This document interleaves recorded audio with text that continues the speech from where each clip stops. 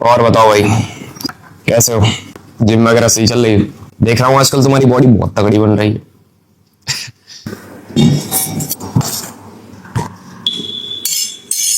So jokes aside, good morning and स्वागत है आप सभी का इस YouTube चैनल की एक और YouTube वीडियो में। अभी एज यूजुअल तुम्हें पता है कि मैं लेट उठता हूँ और उठकर यूजुअली मैं ब्रेकफास्ट में क्या लेता हूँ उठकर डायरेक्ट तो मैं ब्रश वगैरह करके अभी मेरी पहली मील लेने बैठा हूँ, जो कि है ओट मील। वैसे यार नहाने से पहले शक्ल बुरी ही रहती है। अब ना पिछली वीडियो में इतने सारे कमेंट्स आए थे, लिटरली भर भर कर ही आए थे। टू बी ऑनेस्ट मैं रात को 12 बजे बैठा था कमेंट्स के रिप्लाई देने के लिए और 1 से 1:30 बज गया था। सारे कमेंट्स के रिप्लाई दिए मैंने, एक को भी नहीं छोड़ा।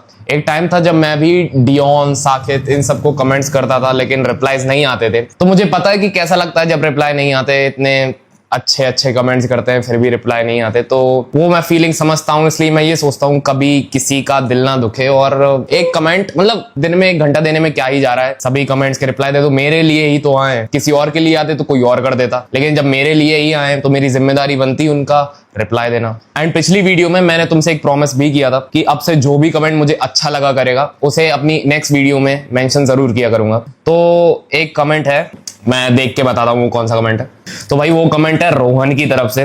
भैया मुझे आपकी वीडियोस बहुत अच्छी लगती हैं एंड मैं आपकी वीडियोस को प्री वर्कआउट में देखकर जाता हूँ जिम, और आपकी वजह से ही मैंने जिम जाना शुरू किया है एंड वीडियोस बनाना भी। तो रोहन भाई सबसे पहले तुम ये वीडियो देख रहे हो तो थैंक यू सो मच। जब भी मुझसे कोई ऐसा बोलता है कि मैं आपकी वीडियोस जिम से पहले देख कर जाता हूँ या मैंने आपकी वजह से जिम जाना या वीडियो बनाना स्टार्ट किया है, तो मुझे अंदर ही अंदर काफी ज्यादा अच्छा लगता है। अभी मैं बाहर से तो 20 से 25 साल का लगता हूँ, लेकिन टू बी ऑनेस्ट मैं अंदर से एक 18 साल का वो बदसूरत सा कमजोर बच्चा ही हूँ जो बस रोज मुंह उठाकर जिम चला जाता है। और एक 18 साल के बच्चे के लिए इससे बड़ी चीज हो ही नहीं सकती कि लोग उसे देखकर इंस्पायर होते हैं, उससे मोटिवेट होते हैं।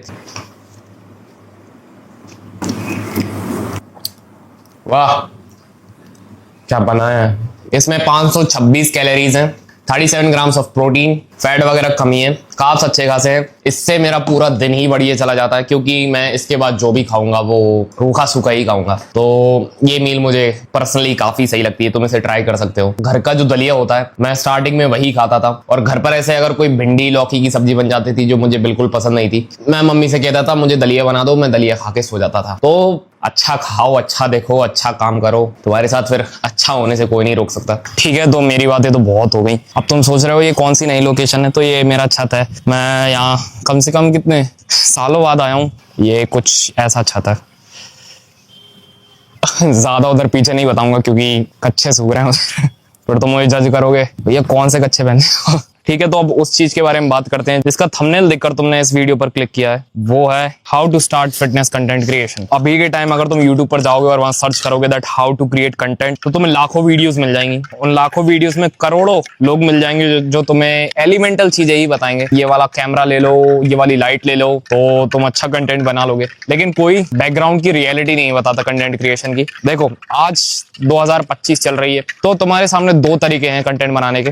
एक तरीका आसान है, एक थोड़ा टफ है। एक आसान ऐसा है कि तुम उससे रातों रात फेमस हो सकते हो, और दूसरा थोड़ा टफ है।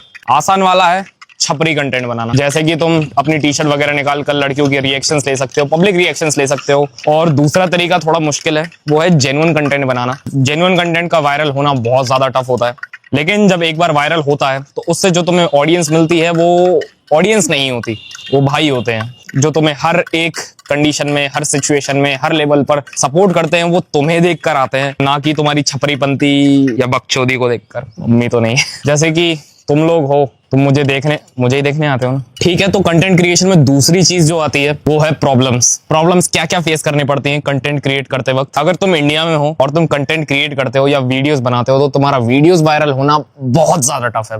इनफैक्ट बहुत ही ज्यादा टफ है, ये मान लो। अगर तुम लड़की होते, तुम यूं रातों रात वायरल हो जाते। तुम इसमें कुछ भी नहीं कर सकते सिवाय अपना जेंडर बदलने के। बदल मत लेना भाई और हाँ, कंटेंट क्रिएट करते वक्त ऐसा कभी मत सोचना कि मेरे पास कैमरा नहीं है, मेरे पास अच्छा फोन नहीं है। ये चीज बाद में आती है। सबसे पहली जो दिक्कत आती है अपनी विल पावर को कंट्रोल करने की। जैसे कि शुरू में तुम तब वीडियोस डालोगे, नहीं आएंगे व्यूज, किसी के नहीं आते। हाँ, बहुत से लोग ऐसे होते हैं जिनके 1-2 वीडियोस के बाद ही मिलियंस व्यूज चले जाते हैं, या बहुत जल्दी वायरल हो जाते हैं, या सक्सेस बहुत जल्दी मिल जाती है। But let me tell you, जो जितने ऊपर जाता है, जल्दी उतनी ही जल्दी नीचे आता है। Slow progress is the real progress. तो जो होता है टाइम के साथ ही होता है। तो अगर मैं मेरी ही बात करूं तो शुरू में मैं तुम्हारे जैसा ही था, जस्ट जिम जाता था, एक्सरसाइज करता था, अपने काम से काम रखता था, घर आ जाता था और डाइट लेकर सो जाता था। लेकिन फिर मेरे दोस्तों ने मुझसे कहा कि देख सभी बना रहे हैं, तू भी बनाया कर, तेरी तो और अच्छी फिजिक है। तो मैंने फिर एक वीडियो डाली, दूसरी वीडियो डाली, ऑब्वियसली नहीं चली। तीसरी वीडियो, चौथी वीडियो, पांचवी वीडियो नहीं चली। 144th जो मेरी वीडियो थी उस पे 3 मिलियन व्यूज गए। उस टाइम पर पहली बार मैंने अपनी वीडियोस के व्यूज के पीछे ऐसे एम बना देखा था। तब मुझे लगा कि हाँ यार, अपनी भी औकात है कुछ, अपन भी मिलियन व्यूज ला सकते हैं। फिर धीरे धीरे करते करते तुम लोग मिल गए जो आज इतना खतरनाक सपोर्ट दिखाते हो। कभी कभी तो मैं ये सोचता हूँ कि मैं सपोर्ट के लायक हूँ भी या नहीं। अब मेरे चैनल पर ना मैं ऐसा कोई मसाला कंटेंट नहीं बनाता, तुम्हें कभी भी यहाँ पर जोक्स, मजे, ये सब नहीं मिलेगा। मेरी लाइफ थोड़ी बोरिंग है, थोड़ी नहीं बहुत ज्यादा बोरिंग है। देखो मेरे तुम्हारे बीच में छोटी सी पेपर थिन लेयर है, तुम्हारे मोबाइल स्क्रीन की और मेरे कैमरे की स्क्रीन की। इसके बीच में और कुछ नहीं लाना चाहता, मैं रॉ ही रखता हूँ सब कुछ कंटेंट। अगर तुम्हें बोरिंग लगता हो तो प्लीज तुम इस वीडियो के नीचे बता देना, थोड़ा ट्राई करूंगा कि ना लगे बोरिंग।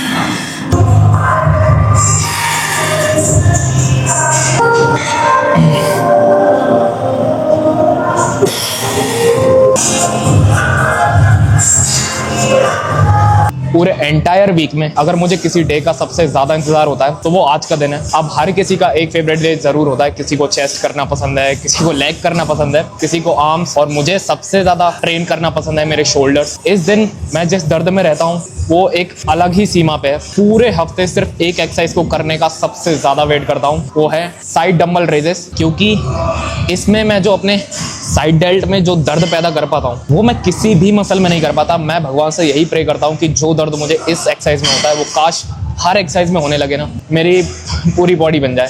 देखो हर किसी की एक फेवरेट एक्सरसाइज होती है, हर किसी का एक डोमिनेंट पार्ट होता है और लोग सोचते हैं कि ये मेरा डोमिनेंट पार्ट है तो इसमें मेहनत मैं कम करूंगा। बट अगर आपके डोमिनेंट पार्ट पे ही मेहनत ज्यादा करो ना, और शोल्डर एक ऐसी मसल है अगर वो पूरी फिजिक में डोमिनेंट होगी ना तो फिजिक एक अलग ही लेवल पर चली जाती है। इसलिए मैं इस एक्सरसाइज को आधा घंटा देना ज्यादा प्रेफर करता हूँ कंपेयर टू बाकी अदर एक्सरसाइजेस। पहला सेट 5 kg। इस एक्सरसाइज में वेट ज्यादा मैटर नहीं करता, इसमें सबसे ज्यादा जो मैटर करता है वो है इसकी फॉर्म। बेसिकली इसकी कई सारी फॉर्म्स हैं लेकिन मुझे सबसे बेटर जो फॉर्म लगती है वो ये है। हाथों को पूरा रेस्ट नीचे मत दो और बीच में से ही ऊपर, जितना ऊपर ले जा सकते हो ऊपर ले जाने का ट्राई करो, और वो भी एकदम कंट्रोल में। ये नहीं कि तुम झूला झुला रहे हो।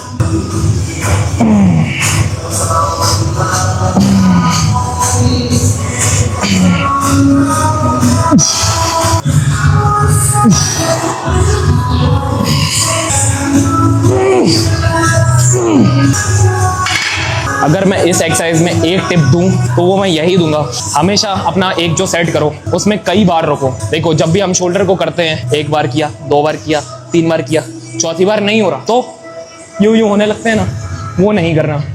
वहां रुक जाओ, डंबल रख दो, थोड़ी देर रुको, फिर से डंबल उठाओ और फिर तोड़ो खा लो। अभी मैं रुका कुछ सेकंड्स, जितने मैंने अभी किए हैं मैं उतने फिर से करूंगा।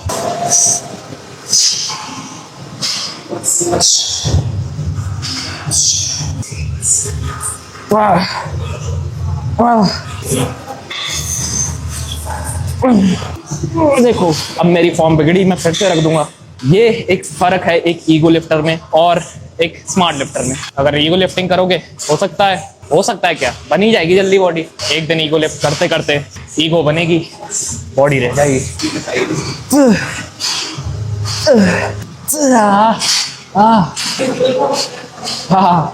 Come on.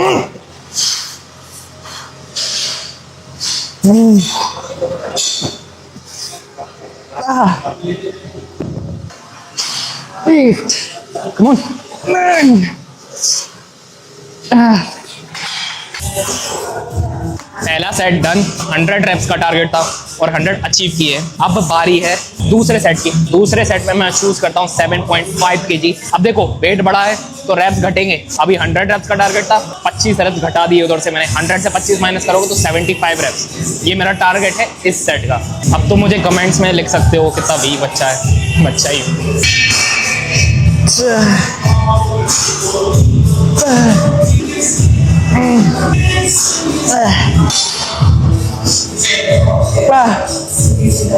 Come on, partial.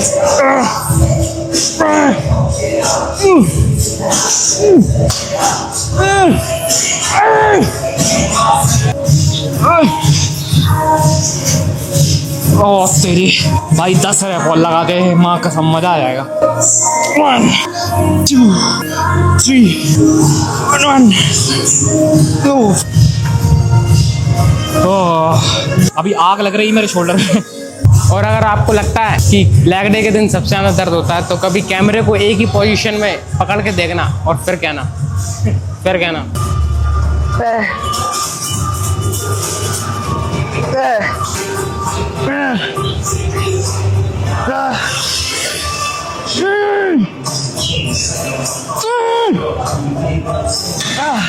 मैंने सोशल मीडिया पर एक लाइन पढ़ी थी। वो लाइन ये थी कि भले तुम रोज मटके में एक बूंद पानी ही क्यों ना भरो, बट भरो। अगर तुम इसे एक और एग्जांपल के साथ समझो तो मान लो कि अगर तुम 1 किलोमीटर हुसैन बोल्ट से भी तेज भागते हो लेकिन रोज नहीं भागते, उससे तुम्हें रिजल्ट कभी भी नहीं मिलेंगे। बेसिकली मेरे कहने का मतलब है कि करने में और रोज करने में दोनों में फर्क होता है। तुम्हारे ऊपर है तुम्हें क्या करना है। Come on, one more.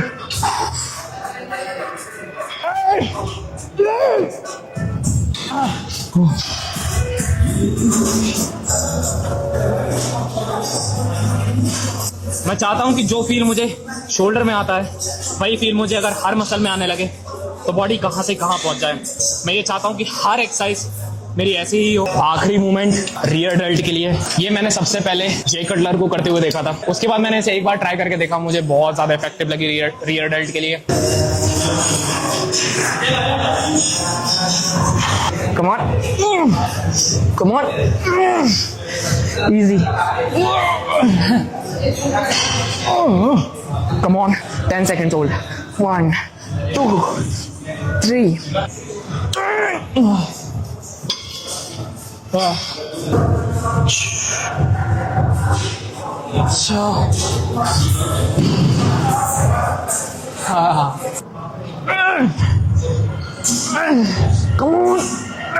on, come on.